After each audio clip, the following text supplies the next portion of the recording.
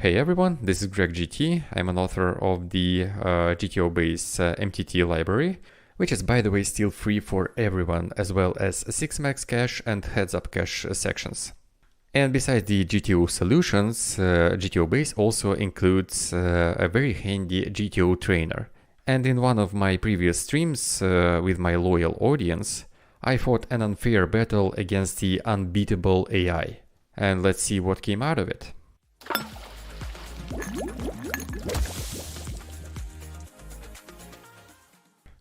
Okay, just type in chat the number you prefer. I think it's 3. Only Austerlitz agrees with me, and no one else shared his opinion. Maybe everyone is a little shy or afraid. But yeah, the two of us think it's 70%. No. Yeah, I assumed for a reason he wants to bomb here, and actually he wants to overbet in the capped range. B150. Alright, what's with the EV difference? Well, there is a difference, and a noticeable one. Yeah, of course, 70% pot is still better than a 30, for example, but still worse than B150. Okay, now we're on the button. He bets 1 BB. I think against 1 BB we even have a value raise. What options do we have? 4.4, 6.6. I prefer small raise, 4.4 I think. Yeah, it seems that we either call or raise small. Yeah, pretty intuitive. Now he checks on the turn. The only question is how much we want to bet. Well, I think between half pot and third pot, but then again, probably in terms of range interaction, our hand is really strong. So maybe we want to bet big, but then again, why do we bet big? Just to win more chips, but SPR is not that big. Even if we bet 50%, I think the SPR will be fine. And again, if you bet big, like 10, for example, which is like 70% pot, we fold out maybe jacks without heart, and we don't want to do that. So yeah, just following my gut, I choose between those two.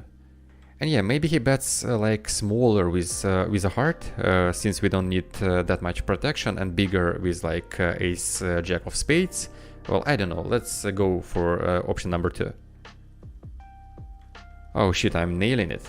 I'm going neck and neck with the solver, so yeah, this is the preferred sizing.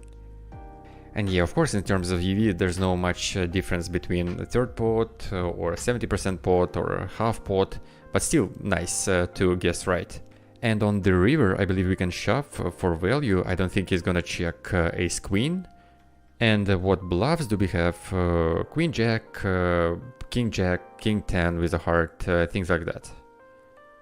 Plus we block hands like jack 10 with a heart, so yeah, I think against a solver we should go broke here.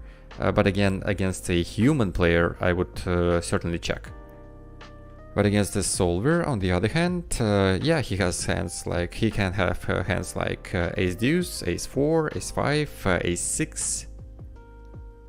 And will he ever call some underpairs with a heart?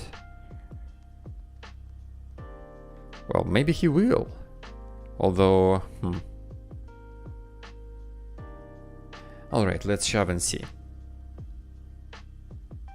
We also have small bet here, but I don't think we ever use small bet here, so it's either half pot or shove, but half pot doesn't look like it. See, even at solver land it's a close decision between shoving and checking, because yeah, there's not so many hands there that can actually pay. And against a human player it's a snap check for sure. But then again, against a calling station it's an easy shove, because calling station will call hands like pocket kings, just not believe in us. Well, alright, that's a good one. And the EV is the same, yeah, for shoving and checking. Let's go on. Oh, we've been upswinging hard last Wednesday, and we keep our upswing going here. In the GTO Trainer, keep getting those awesome hands.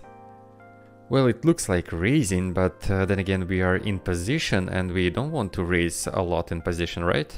And the smaller he bets, the more I want to raise, but he bets half pot, which is like right on the borderline. Well, I don't know, let's go for raise, let's see. There are still a lot of really bad turn cards for us, and we can lose a lot of value if we just call here and, I don't know, 9 comes on the turn. Well, now it's a question of sizing. I don't believe it's 7 BBs because the board is so wet, so yeah, it's some of those bigger ones. Well, in terms of our combo, we don't block anything. We don't block any hands he would call. We don't block any draws, we don't block 9-10, 9-jack, ace-6, we don't block flush draws. So yeah, we probably want to raise big, since if he has a hand, he would anyway call. I don't know, tough to say. 969, yeah, I think that's the best one. 3x sounds about right. 12, 4x, a little bit too much.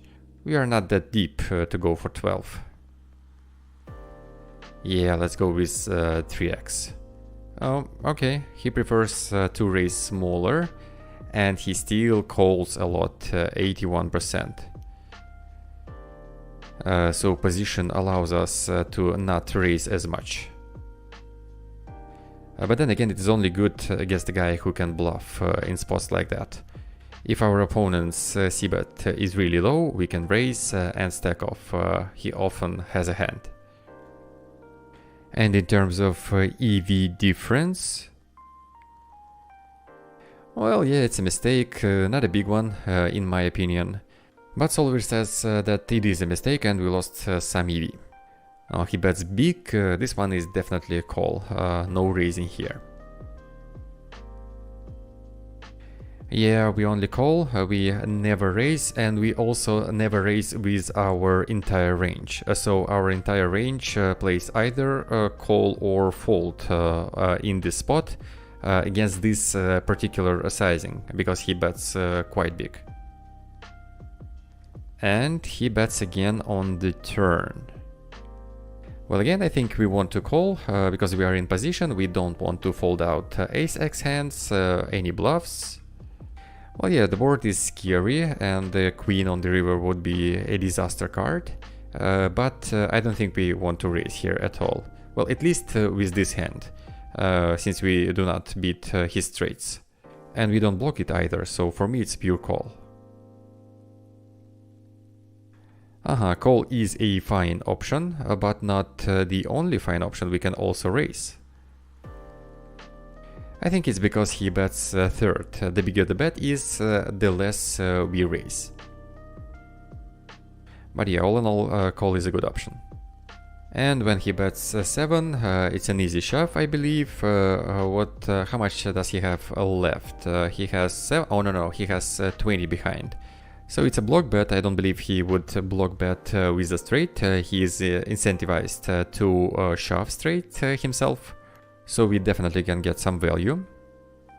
He can block bet hands like king queen or some hands like that. Maybe hands like king 9 as well. Yeah, let's stick it in. Oh my god, ace queen, you sneaky little prick. He scammed us, basically, but yeah, I get the idea. He protects this way his small betting range on the river. Okay, let's see what other hands he's supposed to call against our shove besides nuts. He bets, we shove, and here's the range he is supposed to call. Jack 10 he plays like that, king 10, king jack, king queen, and yeah, let's change the weights. So we can see the amount of combos, and yeah, he plays ace king like that, ace queen, king jack, king 10. Okay, cool. Next, pocket sixes. I believe it's a bet. Third pot looks fine. He even min bets sometimes, but there's no EV difference. You can bet third, you can check, you can bet 1 BB, no difference. On the turn, the problem is he would probably play queens without a spade like that 100% of the time. And we also have jacks, tens, nines, eights. And against those hands, we basically value count ourselves. But then again, he has some overcards, and we really do not want to see cards like queen or jack or 10 on the river. So yeah, I would probably at least consider another small bet to check the river, because our hand is so vulnerable. I don't know, man. Maybe 3 BBs, maybe 5. What do you think? I'm sure we check at least some of the time, but I really do like betting here.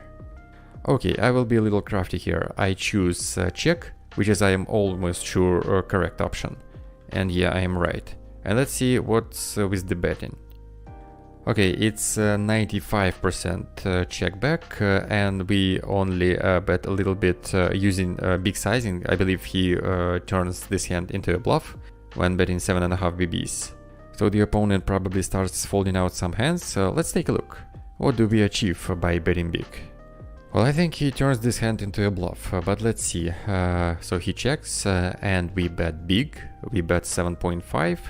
And yeah, we do fold out some queens without a spade, some jacks, tens, nines, eights, sevens, kinda cool. Especially against a tight opponent, we want to turn this hand into a bluff, and by the river we most certainly will fold out all those queens, jacks, tens and so on. Okay. And he pot bets on the river. Yeah, that is intimidating.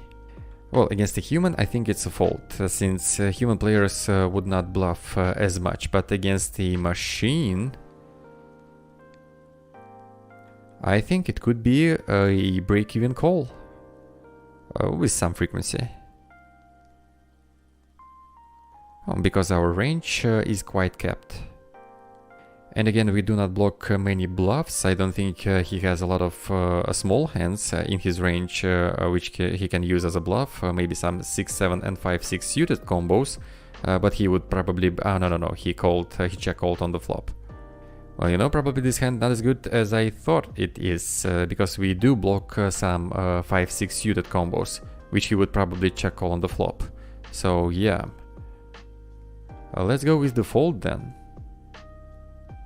No, fold is a mistake. We mostly call this hand. Well, I believe it's a break-even call.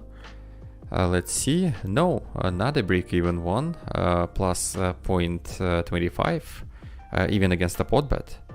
Yeah, the first thought that came to my mind was that we do not block hands like this, like Queen Jack, Queen 10, Jack 10. But the second thought was that we block hands like 5-6 suited. Yeah, this one is quite interesting. Someone said all in the chat. Well, yeah, the program sometimes shove this hand to fold out some thin value bets. Cool option, by the way. Really cool. One more thing I want to take a look at. What hands does he check call on the flop?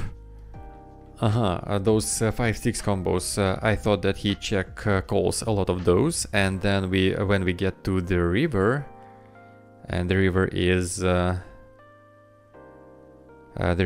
8 of clubs,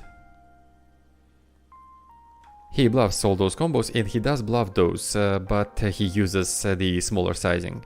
So it's irrelevant against the big sizing, which by the way includes a lot of those Broadway combos. And this is why we can profitably call with 6s.